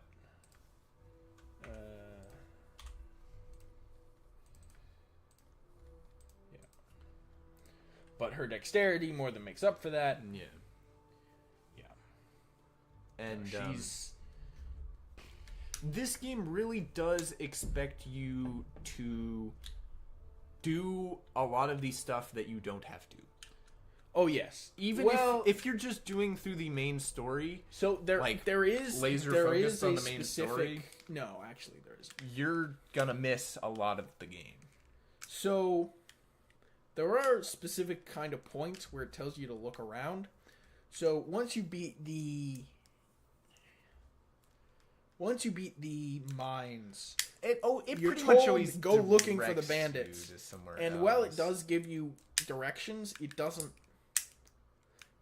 give you specific directions. There is a point on where you get directed into the wilderness when you go, which is after you beat the mines and after you beat the guy in Beargost. But I think the game does still direct you to this area, actually, Pelvale. Yes, you get directed to the woods east of. So Yeah, and then they say, "Oh, you're disliked." So they yell at you. They yell at you. They yell at you no matter what. They just say different things depending on the game. If you like start clicking on people, like selecting people. Yeah, right. Like they all say things. Yeah. Which is funny. This game is really interesting in the fact that the characters, unlike Baldur's Gate 2, all of the characters' story is like front loaded. Oh yeah. Right? Yeah. As soon as you get them in their party, the story is over. They don't give you any more information, pretty much. Aside from the handful that have like, I'm gonna join your party. You need to do this quest for me, and then if you don't do the quest, I'm going to get mad and attack you. Yes. Which is two of them that are like that. Three of them maybe. So it's the Minsk, Edwin. So Minsk and Edwin get mad at you. Kagan will kind of get mad at you. Khalid Jahira, Zarmontaron. There's more than you think, but most of them are simple fetch quests, or they're not very good. Yeah, like it's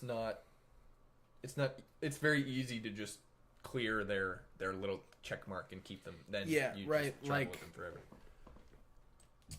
I think I'm gonna go back to the friendly arm. Oh, you should also show that you can go to any like. Yes, I could travel 44 hours to go to High Hedge. It's fast. There's fast travel, so So I'm in Pedvale. I can go to the High Hedge. Or you can go anywhere. Basically, Yes. right. You can go to High Hedge. let's go to Baragos. Which is pretty essential to playing the actual game, right? Because if you had to actually go through Oh, that would suck. all of the areas, that would suck because your guys don't move particularly fast. Yeah, this is how fast they move. It's this. Well, they don't move particularly fast in the context of the size, right? And I think that's really the intention, right? It's supposed to be that there's a lot of area, like there's a lot of space. Yeah. Right. Oh yeah, it's supposed to be an adventure. But that you're really supposed to walk around a lot. Let's show what happens when you die. Oh wait, to get to okay, I'm gonna plan my save if you're going to show what happens when you die. No, I have to go through another area first. I'm just walking through Baragos. Oh, okay. I'm going to the dogs. Oh, you're going and to that I other literally area. do not have the ability to kill them. Oh, yes, because they need magic weapons. Yeah. Because you got screwed over by the Ahang, you thought you were going to die, and you just got it. Yeah. Well, I mean, he didn't hit me at all, so, like, I'll...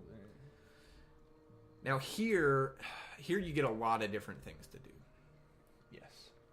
So this is the biggest town outside of Baldur's Gate. Yeah.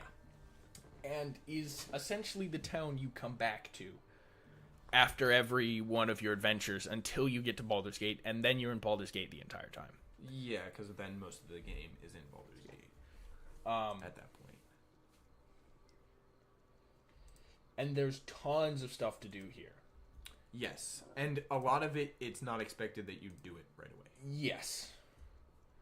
The only problem with this is that a lot of the stuff is... Oh, yeah, and she gets tired really easy because she has a crappy constitution. But let's go over to the temple. And then save. Yeah. Now, there's a quest associated with this, but we didn't see it because the town crier wasn't out. But, there's... we okay, get some so... slashers. Maybe they'll kill you. They're not going to kill me. They're no slashers. Well, they're like level 2. Your guys are all level 1. I think. Ajantis is level 2. Biconia's probably level 2. Not yet. She's about to be. Oh, that's not good. Might have found out what happens when you die sooner. Like I said. Okay. You need to rest again. Yeah. Are you double saving? I like saving. Okay. But So this is a temple area. It's altogether not that interesting. yeah, it just lets you. It's the temple, so you can do certain Morning stuff temple. here. Song of the morning, which is funny because this isn't. I think in game you are now in the morning, but No. oh no, you're hour 14. But this dude is just a... Right, like this... He's the. No, he's not the. Is he the mayor? I don't remember. No, he's not the mayor. But he's the guy who's in charge of here. But you can see you can buy lots of things. If you've cursed, you can do it. Yeah. If you you're cursed, if you have someone's poison, dead. if one of your characters who's not your main character is dead, you can revive them. Yes. Let's show how the donations work. So, donations, you need to do at least 100 to get anything. Your reputation goes up. Oh, and he gives you information, which is interesting. What is it? QZM of all the rating. Yeah. Yes. Is the big like guy, actually kind of funny. Is currently the big nation to the south. Yeah, the big nation to the south. And you see the stupidity of the pathing. Yeah, to a certain extent. Okay. But now, we're actually going to go die. So, this game really shows that there's a lot of different things This is that annoying me. make a game open world, right? The main thing here, I think, is the fact that the vast majority of the content for the game is purely optional. Yeah. That it's not a lot of it is not presented on your main path. It's off to the side. If you just do the main quest, then you will not do most of the stuff in the game. Although the way the game is balanced, if you don't do any of the side quests, you might actually have trouble getting through most of the main stuff. But the other thing here that makes it open world, which I think is less important but still interesting, is the fact that the game maps are designed with lots of empty space. Oh, yeah. It's almost kind of... Oh, here, you want me to take over? Okay. Yeah. Or here, I can... They want me to clean my bag.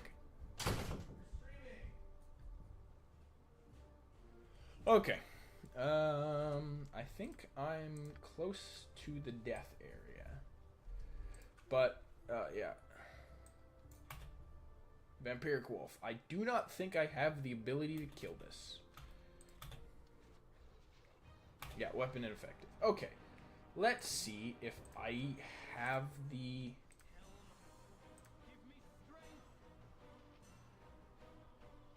Protection from evil, detect evil. Okay. I don't think you have any damaging things.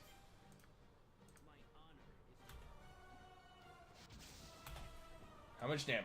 5 damage, and that did nothing. Okay. So I guess I'm just doing this over and over again. Oh right, they get held. Oh.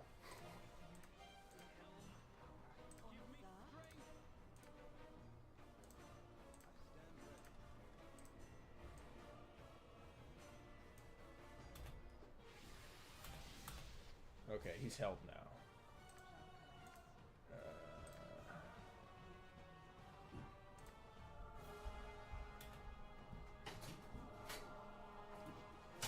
Okay. Did you die yet? Well, no, because I only triggered one of them.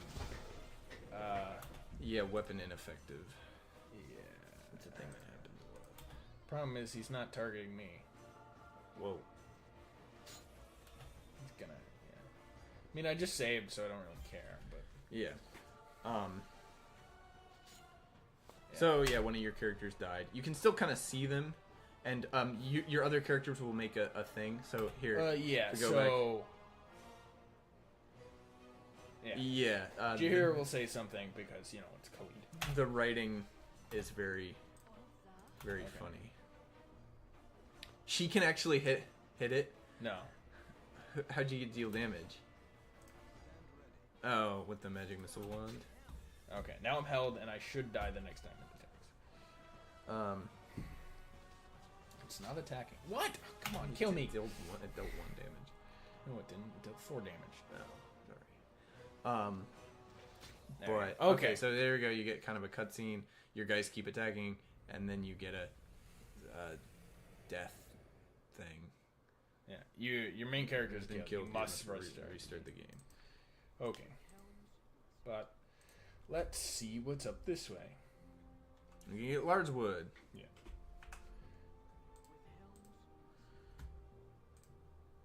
Yeah, but I physically do not have it. Right. This is just an area. You never have to go to this one. Oh, yeah. Yes, and then they tell you that you need to go to Nashville. I don't actually know where this area is. What is this? 35. What is this area? But I think it's something that we'll get in some of the other games that we'll play, where one of the things that you can make, you can really easily just turn your game into open world by just adding a bunch of space, just kind of proving that you... Oh, yeah, okay. Yeah, don't go to that. Yeah. These are... This one is a... like, DLC? level 9... Oh, it's not this DLC. Is... The expansion pack for the original game released in 2000. But we could go to Gullikin. You can, actually. I think it's not... I don't think you'll die or anything. No. If you want, you could take any game, basically, and try to pretend that it's an open world game by adding just a bunch of space between all the different areas. Now, if you do that, but you don't add anything Halfling in man. there,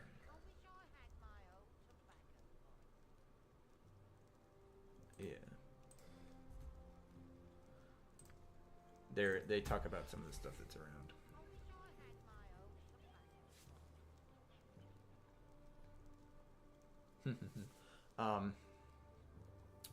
If you just make it so that it takes really long to move around the game and stuff, like, that's not gonna really make it it's gonna make the game worse, even though it might kind of make it open world. Welcome to you. It's one of those things where if you took a traditional level-based game and you just put all of the Quite the traffic is just wondering eventually the race no during your stay, but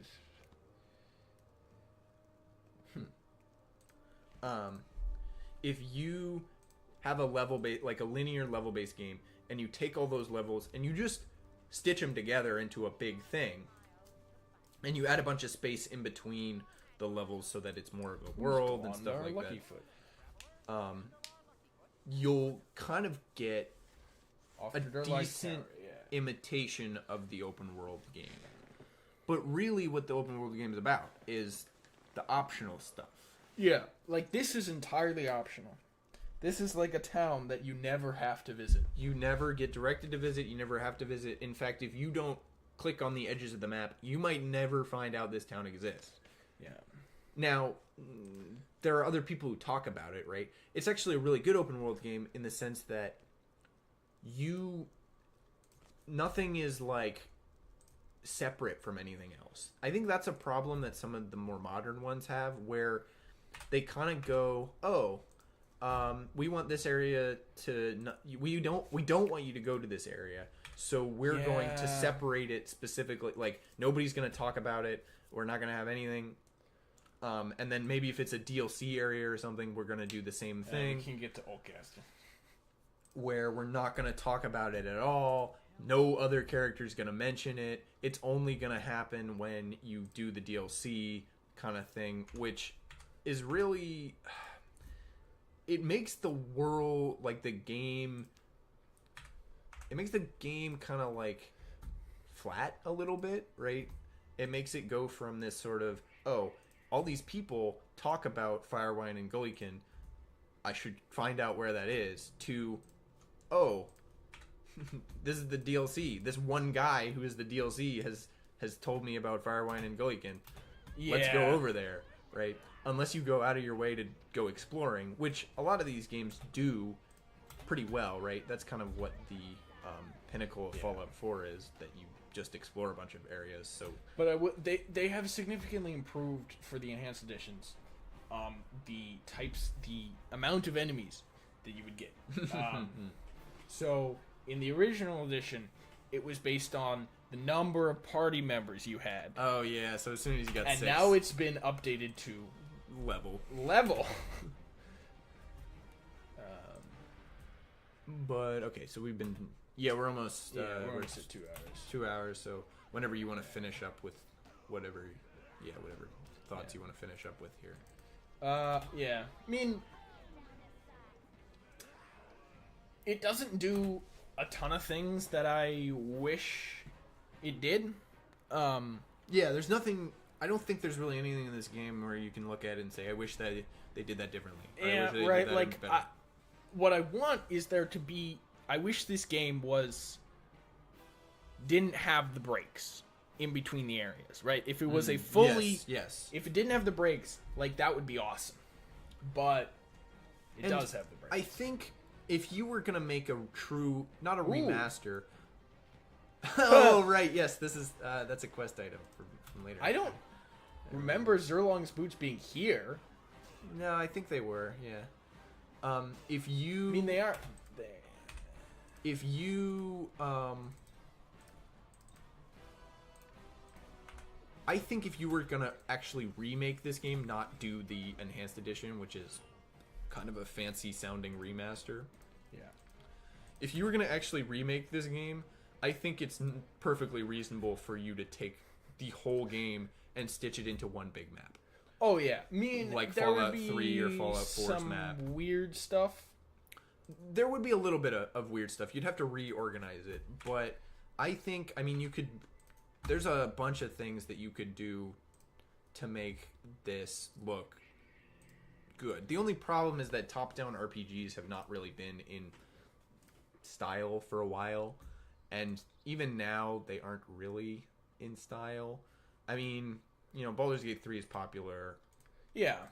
but Baldur's Gate 3 is popular because of the characters, not because of the gameplay. That or is, the yeah. thing, right? Like The gameplay and right, the characters are what, yeah.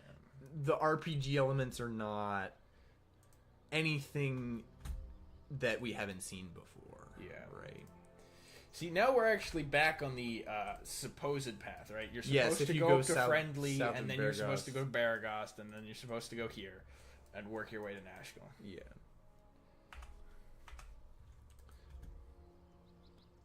Yep, Nashville to the south. Yeah. Oh, these guys suck. Can I save? No. Crap. I think I just saved, though.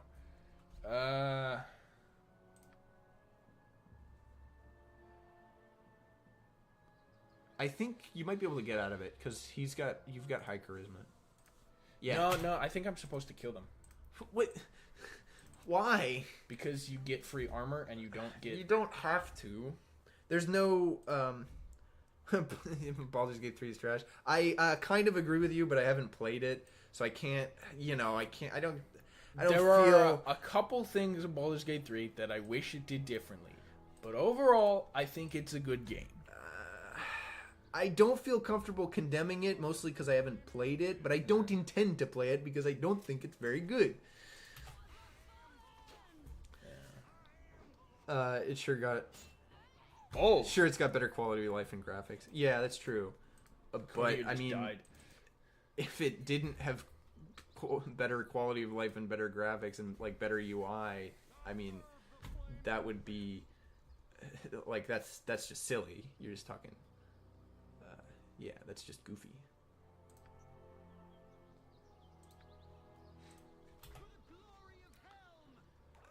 And I mean, it's like 5th edition stuff, which is I don't really love 5th edition as a rule setting. Why don't you just give him some health potions to hold? Like permanently.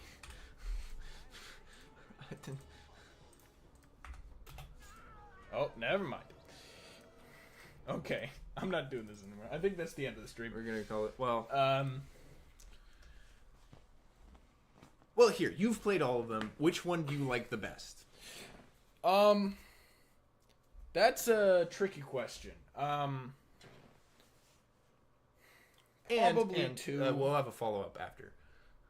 You probably like 2 the best. Yeah, I mean, 3 is fun, but I also I like the original Baldur's Gate combat system better.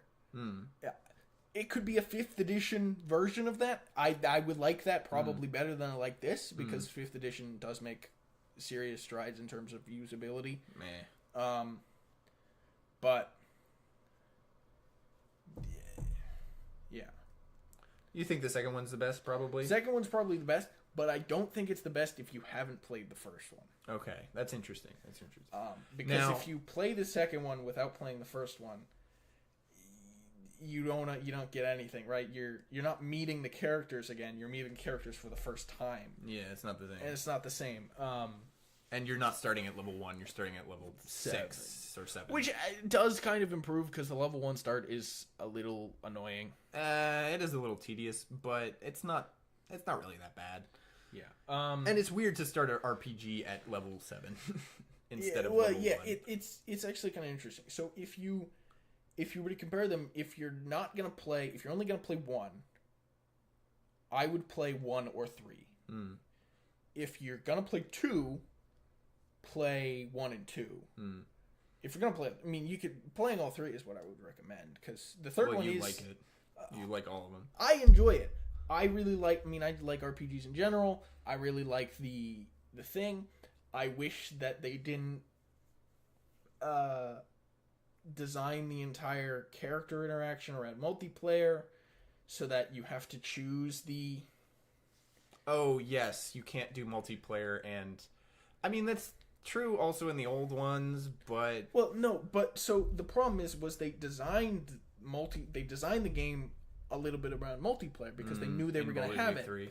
So you choose a bunch, right? Instead of in original Baldur's Gate, you're always the ball spawn. Yeah. In Baldur's Gate 3, you can choose not to be the ball spawn. Well, you're not the ball spawn. You're the ball spawn. In Baldur's Gate 3. I think so. I haven't finished it yet. Okay.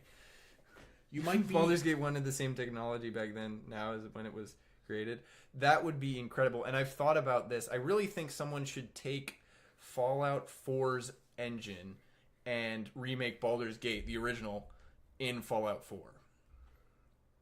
Because I think you could do it, and I think it would be good. Okay.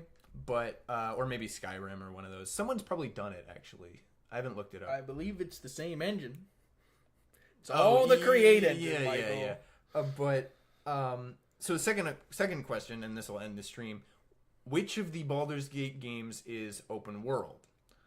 Just the first one. Just the first one? That's your opinion? Because I've played a little bit of the second one, and it's a little bit less open world, but I still felt a little bit of that. And I haven't played the third one, but I've seen that it's not really open world anymore. So the third one is a wide linear. Yeah. So the path you take is always the same. Yeah. You always start in a crash, go to the druid camp, go to the bandit camp, right? Like you always do this. You always go to the same places. There's no empty space.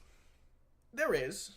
No, but not the same as like. Yeah, there's no significant empty space. Yeah. Any empty space is kind of fighting for other empty space. Yeah. They don't just give you a bunch of like a big forest or a. Right, when you think you're getting a big forest, you stumble across a outpost that's on fire that has the Duke of Baldur's Gate in it. And it's like, why is this here? This feels excessive it's and forced, unnecessary. You know, it's railroaded a bit. A little bit railroaded, yeah. Pretty much everywhere you go, there's something interesting. Or something to engage a character in. Yeah. A companion or you it's all related to what the main story is, basically. Yes, because the characters are related to the main story. Yes. They essentially gave every single character a separate plot hook besides the tadpole in your eye.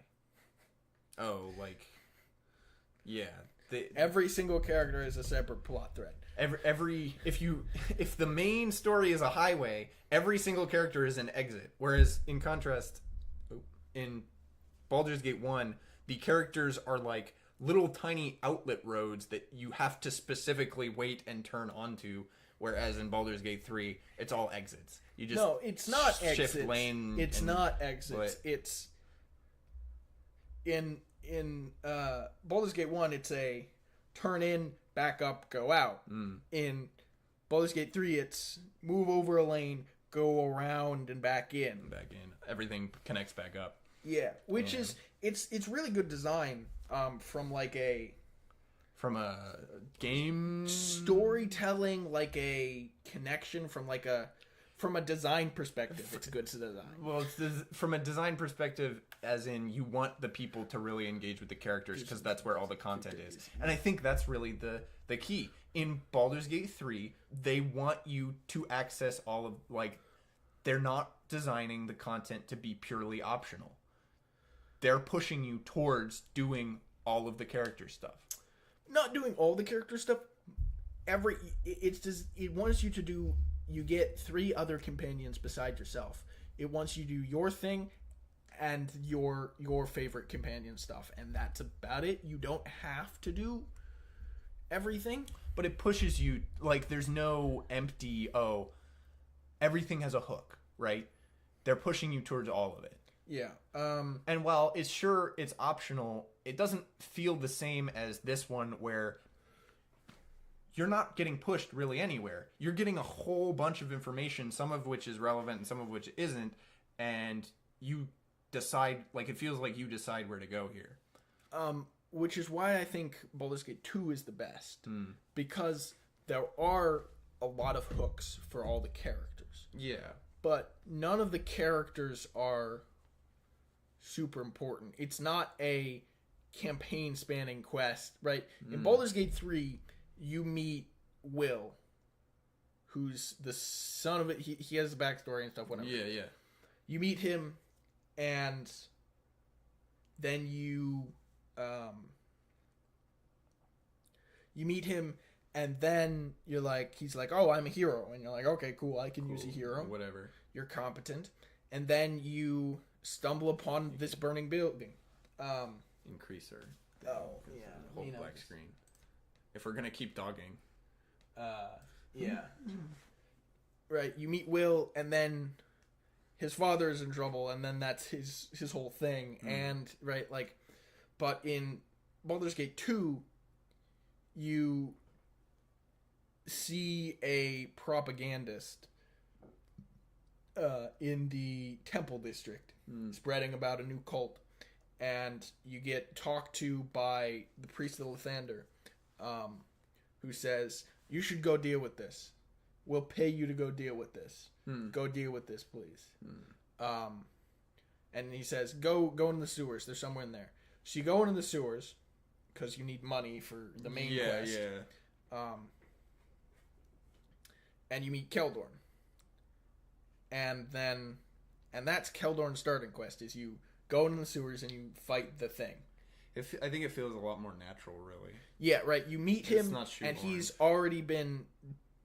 he's already on this quest, and you just help. Like he joins your party. You have the same goal, and he helps you along the way. And then you help him with his marriage problems later. If you want to, like if you end up doing that kind of thing. Yes, if you want to keep him and not have him leave the party, you help him with his marriage problems. Yeah, maybe that's really what it is. Baldur's Gate 3, it goes, oh, look at this guy. He's so cool. Here's this thing that you gotta help him with. You probably want to do that, right? I mean, you don't have to, but you want to, right? And Baldur's Gate 2 goes, here's this guy. Yeah. There's stuff here. Yeah. You want to do this? Go for it. Go for it. Yeah. I'm just sitting here like, this has already been written. This is already done. I'm already in charge. I know what's going to happen if you don't do this. I know what's going to happen if you do. It's done.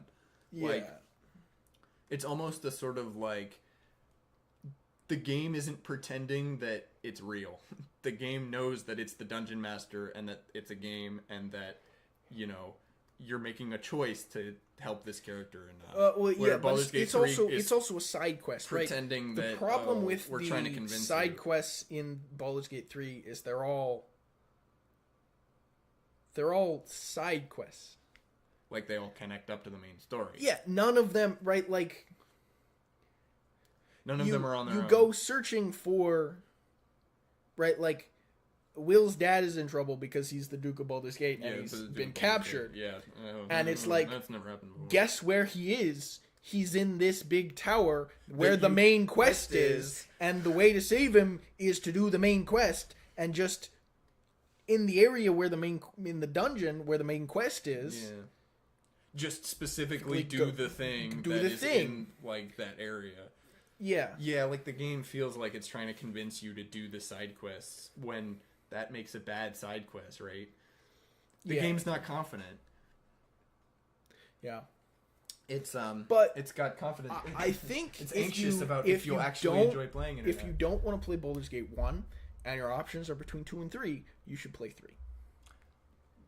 Yeah, but that's just because Baldur's Gate 2 starts off at level 7. And that doesn't make sense for an RPG at all. Yes. Like, it only makes sense as a sequel to the first one. Yes. If you start off at level 7 in any other, like, it's kind of ridiculous, actually. And the fact that they got away with it is pretty surprising. But the first game was good. First game everyone played, so... Well, not everyone, but... Pretty much everyone. Everyone who had a PC that could play it. Everyone that had a PC who could play it, played it. Yeah. And the same thing goes for 2. Yeah. I mean, yeah, you're looking at 1998 and 2001 Game of the Year contenders. Yeah. Right. Baldur's Gate 2 is a Game of the Year contender in 2001, the same year that the first Halo came out. Yeah. Like, that's real. Yeah. Like, that's true. Yeah. If you're looking at from the popularity of the time. Yeah. I mean, nowadays, of course, I think Halo's aged better because of the console thing, and first-person shooters age better because they inherently don't change. They haven't changed that much. So, but yeah, that's true. Well, the anyway, isometric. That's neither here It's nor just there. that Baldur's Gate 2 was the last isometric game. Well, not really, but it was the last great. It was the last highly popular one. last highly popular isometric game, and instead Halo was the first popular first person. Well, not the first. No, one. like second. Second, right? Maybe like third, depending on how you're counting. Yeah, like one of the first ones. yeah.